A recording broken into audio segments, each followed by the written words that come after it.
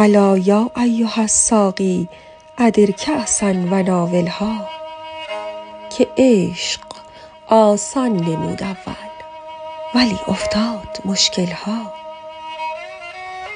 به بوی نافه کآخر صبا زان طره بگشاید، ز تاب جعد مشکینش چه خون افتاد در دلها.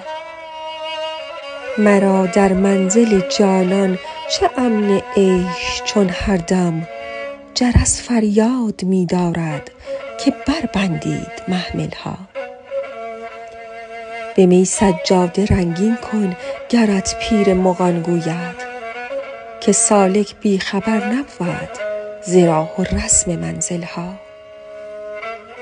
شب تاریک و بیم موج و گردابی چنین هایل، کجا دانند حال ما سبکباران ساحلها.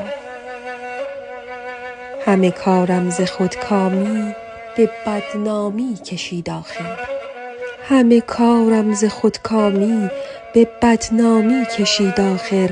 نهان کی ماند آن رازی کزو سازند محفلها. حضوری گر همی خواهی ازو غایب مشو حافظ، متی ما تلق من تهوی دع الدنیا و اهملها.